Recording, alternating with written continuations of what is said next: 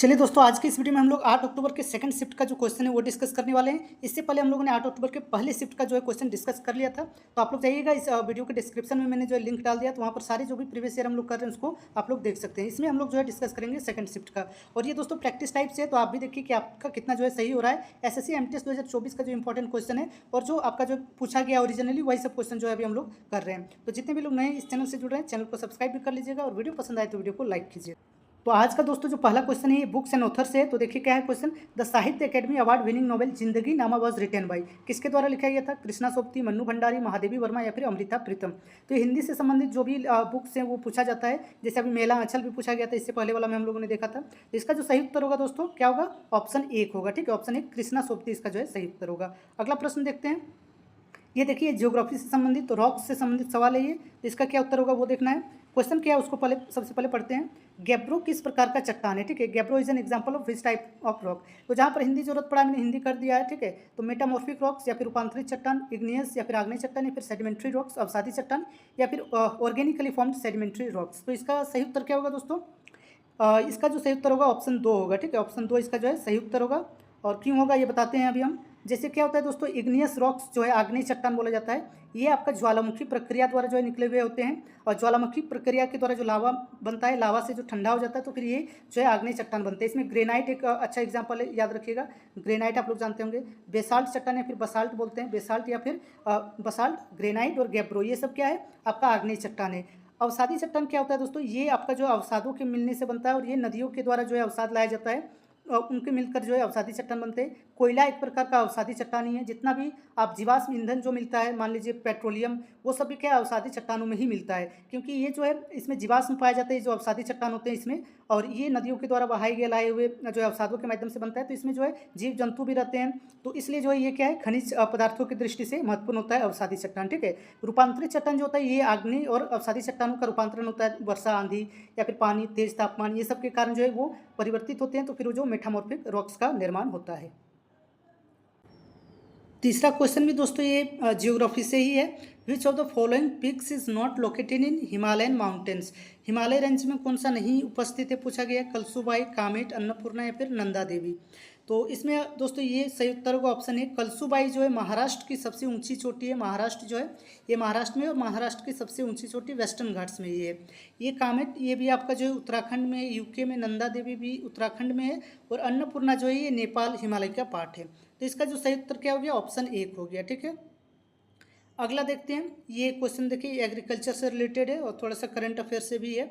ये क्या पूछा गया इसको देखते हैं अभी यहाँ पर हम लोग। क्वेश्चन है कि which state of India is the largest producer of sugar cane. Sugar cane का सबसे अधिक उत्पादन कहाँ पर होता है? बिहार, कर्नाटक, आंध्र प्रदेश या फिर उत्तर प्रदेश। तो सही उत्तर होगा ऑप्शन 4 उत्तर प्रदेश। ठीक है, अगला प्रश्न देखते हैं अब हम लोग। ये देखिए ये पॉलिटी से क्वेश्चन आ गया आपका, और जो टॉपिक मैंने बताया था फंडामेंटल राइट्स से ये क्वेश्चन है। तो इसमें क्या पूछा गया उसको देखते हैं। विच of the following rights is mentioned in article 21 of the Indian constitution. Article 21 में कौन सा जो है अधिकारों के बारे में जिक्र किया गया है? शोषण के विरुद्ध अधिकार, धार्मिक स्वतंत्रता, समानता का अधिकार, या फिर जो है जीवन का अधिकार। ठीक है, लास्ट में क्या है? जीवन का अधिकार है। तो इसमें क्या होगा सही उत्तर आप लोग बता सकते हैं।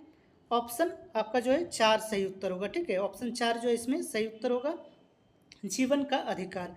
इसमें देखिए 19 से आपका 22 तक जो राइट टू फ्रीडम, ये स्वतंत्रता का अधिकार है, उसमें से एक है आर्टिकल 21। इसमें 19 भी याद रखिएगा दोस्तों, मोस्ट इंपॉर्टेंट है। इसमें क्या होता है? आर्टिकल 19 जो होता है ये अभिव्यक्ति की स्वतंत्रता या राइट टू स्पीच बोला जाता है। ठीक है, राइट टू स्पीच या फिर फ्रीडम ऑफ स्पीच बोला जाता है, या फिर बोलने की स्वतंत्रता, ये सबसे इंपॉर्टेंट है। बाकी अगर देखें दोस्तों इसमें क्या क्या है जो और भी अधिकार है उसको अगर हम लोग देखें, सबसे पहले राइट अगेंस्ट एक्सप्लॉइटेशन या शोषण के विरुद्ध अधिकार, ये आर्टिकल 23 और 24 में है। ठीक है, धार्मिक स्वतंत्रता कितना से कितना है? 25 से 28 है। ठीक है, और आपका जो राइट टू इक्वलिटी, समानता का अधिकार, ये 14 से 18 तक है। और 19 से 22 जो है स्वतंत्रता का अधिकार, राइट टू फ्रीडम है।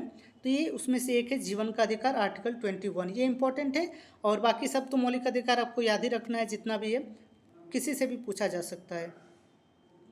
अगला क्वेश्चन देखते हैं हम लोग। अगला है ये कबड्डी से, स्पोर्ट्स से रिलेटेड एक क्वेश्चन यहाँ पर पूछा गया है। What is the length of the men's kabaddi court. Men's जो कबड्डी कोर्ट होता है उसका लंबाई कितना होता है, लेंथ कितना होता है? आपका 14 मीटर, 15 मीटर, 17 मीटर या 11 मीटर। तो ये ऑप्शन दोस्तों गलत है। 13 मीटर इसका जो है सही उत्तर होगा। ठीक है, 13 मीटर। तो ये स्पोर्ट्स से रिलेटेड ये सब आपको जो है पढ़ना है। अगला क्वेश्चन देखते हैं। क्वेश्चन है दोस्तों, जो राष्ट्रीय खाद्य सुरक्षा अधिनियम है उसको कब लागू किया गया, कब इनेक्टेड किया गया था? National food security act. तो इसका सही उत्तर होगा ऑप्शन 1 2013 में। ये मोस्ट इंपॉर्टेंट है। पीडीएस सिस्टम जो अभी चल रहा है, पब्लिक डिस्ट्रीब्यूशन सिस्टम, वो इसी एक्ट के माध्यम से बना था। ठीक है, अगला क्वेश्चन हम लोग देखते हैं। ये कौन सा क्वेश्चन है? ये आपका जो है साइंस से रिलेटेड क्वेश्चन है। इसको देखते हैं। क्या बोला गया कि which gas is released when you combine vinegar and baking soda in a balloon causing it to inflate. ठीक है, हिंदी में पढ़ लीजिए। जब आप गुब्बारे में सिरका और बेकिंग सोडा मिलाते हैं तो कौन सी गैस निकलती है जिससे वह फूल जाता है? तो इसमें जैसे फॉर्मूला होगा, बेकिंग सोडा आप लोग जानते होंगे, NaHCO3। ठीक है, NaHCO3 होता है बेकिंग सोडा या फिर सोडियम बाइकार्बोनेट, प्लस यहाँ पर अगर हम लोग क्या करेंगे, CH3COOH। ठीक है, OOH, ये होता है सिरका का या फिर एसिटिक एसिड भी बोलते हैं इसको। तो ये फॉर्मूला अगर ये करेंगे, इसको हम अगर समीकरण बनाएंगे, इसका जो इक्वेशन बनाएंगे दोस्तों, तो इसमें जो है क्या होता है कि कार्बन डाइऑक्साइड और जल बाहर आता है, और फिर Na जो है NaCl नहीं। ठीक है, ये Na जो है CH के साथ लग के बन जाता है। तो ये आपका कार्बन डाइऑक्साइड गैस होगा। ऑप्शन जो है 1 सही उत्तर इसका होगा। ठीक है, इसका पूरा समीकरण यहाँ पर बन नहीं रहा है। ठीक है, अगला प्रश्न देखते हैं। ये आपका डांस से रिलेटेड है। कौन सा? कथक डांस है। प्रेरणा श्रीमली received the Sangeet Natak Akademi award in which of the following years for her contribution in Kathak dance. ठीक है, कथक डांस से संबंधित है प्रेरणा श्रीमली। तो इनको जो संगीत नाटक अकादमी अवार्ड कब मिला था? सही उत्तर होगा ऑप्शन 4 2009 को। अगला प्रश्न देखते हैं। ठीक है, अगला प्रश्न जो है आपका, ये भी देखिए इजी क्वेश्चन है। ठीक है, इसको इजी क्वेश्चन हम लोग बोलेंगे। तो इसमें पूछा गया है कि आपका जो ओलंपिक गोल्ड मेडल भारत ने जीता था हॉकी में, वो कौन से ईयर में जीता था? ठीक है, 1932, 1940, 1936 या फिर 1928। फर्स्ट ओलंपिक गोल्ड मेडल पूछा गया है, तो पहला जो होगा 1928 में जीता था। ठीक है, ये हो गया। अगला प्रश्न ये हिस्ट्री से संबंधित है। ये मैंने हिंदी में ही लिखा है। ठीक है, तो इसका देखते हैं क्या होगा। इसमें पूछा गया वर्चस्व के लिए प्रसिद्ध त्रिपक्षीय संघर्ष निम्नलिखित में से किस शक्ति के बीच हुआ था? ठीक है, त्रिगुट जो है संघर्ष चल रहा था आपका जो पूर्व मध्यकाल में। तो इसका जो सही उत्तर होगा गुर्जर, प्रतिहार, राष्ट्रकूट और पाल। ये 3 जो है उस समय जो शासक या फिर वंश था जिनके बीच जो है पूरा जो है लड़ाई चल रहा था। राष्ट्रकूट हो गया, पाल हो गया और गुर्जर प्रतिहार, तो इनके बीच में चल रहा था। पाल ये पूर्वी भारत में बंगाल, झारखंड ये हिस्सा में थे। राष्ट्रकूट दक्षिण भारत के हिस्सा में थे, जबकि गुर्जर प्रतिहार ये आपका राजस्थान, वेस्टर्न इंडिया में, वेस्टर्न और जो है आपका नॉर्थ इंडिया में थे। अगला क्वेश्चन देखिए, हिस्ट्री से संबंधित है। ठीक है, हिस्ट्री से, मॉडर्न हिस्ट्री से इसको हम लोग मानेंगे। मॉडर्न हिस्ट्री से सवाल है। पूछा गया वेदों की और लोटो का नारा किसने दिया? ठीक है, या फिर Vedas as the source of knowledge कौन मानते थे इनमें से? तो इसका सही उत्तर जैसे राजा राम मोहन राय, केशव चंद्र सेन, स्वामी दयानंद सरस्वती या फिर स्वामी विवेकानंद। तो सही उत्तर होगा ऑप्शन 3 स्वामी दयानंद सरस्वती। वेदों की और लोटो का नारा दिया था इन्होंने। और इनका जो है आर्य समाज एक प्रमुख संस्था था, आर्य समाज। 1875 में जो इसकी स्थापना हुई थी आर्य समाज की। तो ये याद रखिएगा। राजा राम मोहन राय का क्या था? ब्रह्म समाज था। ठीक है, राजा राम मोहन राय ने ब्रह्म समाज की स्थापना की थी और 1828 में की थी।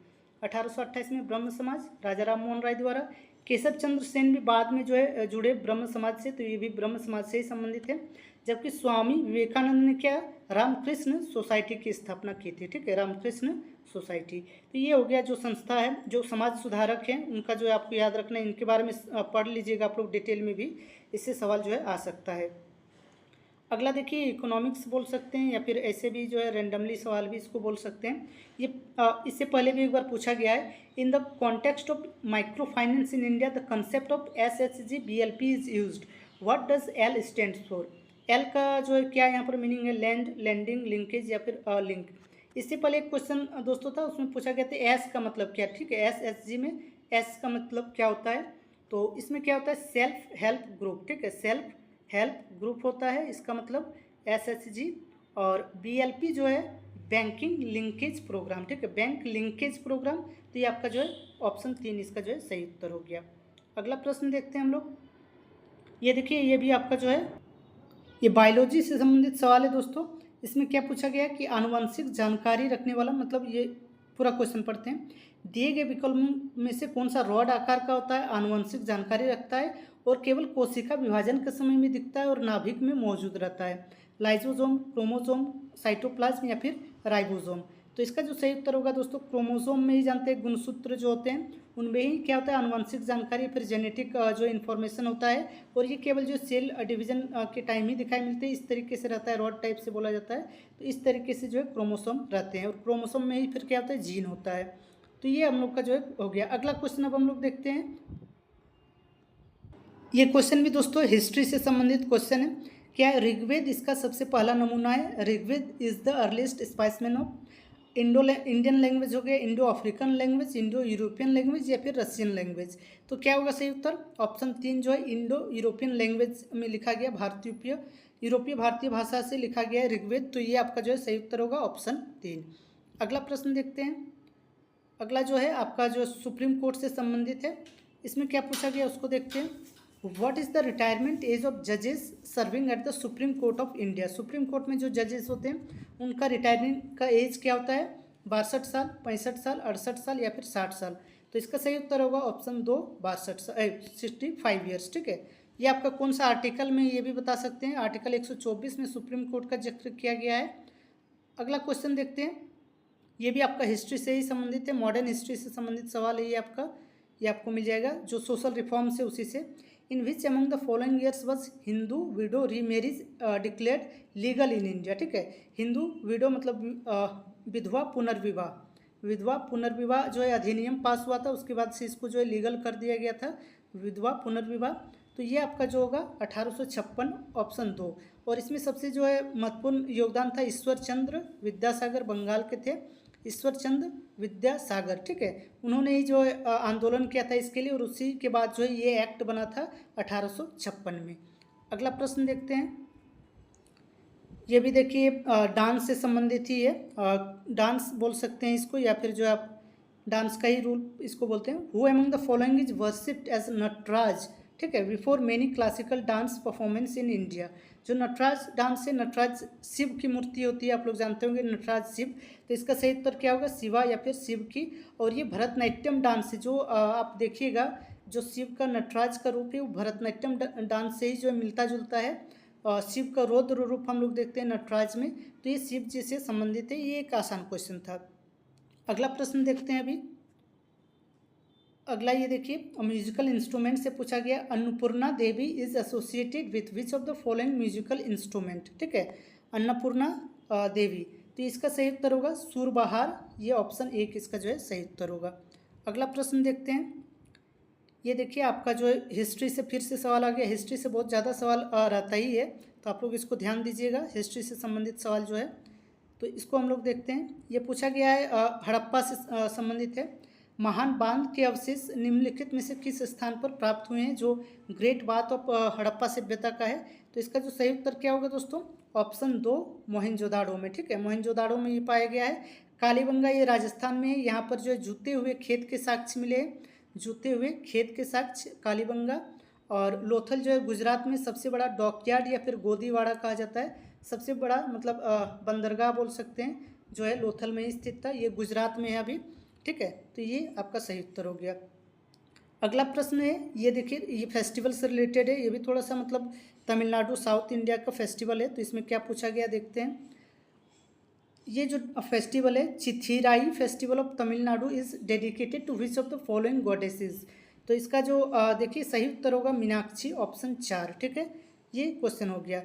तो दोस्तों इस वीडियो में इतना ही क्वेश्चन था, जितना मतलब 1-2 करंट अफेयर्स का क्वेश्चन मैंने छोड़ दिया है वो इम्पोर्टेंट नहीं है। तो बाकी हम लोगों ने जो इस वीडियो में पूरा डिस्कस कर लिया है। तो वीडियो पसंद आए तो दोस्तों वीडियो को लाइक कीजिएगा। इसी तरीके से और भी जो है आप लोग को शिफ्ट का क्वेश्चन जो है कराया जाएगा। तो चलिए दोस्तों, फिर मिलते हैं अगले वीडियो में, तब तक के लिए आप सभी का धन्यवाद।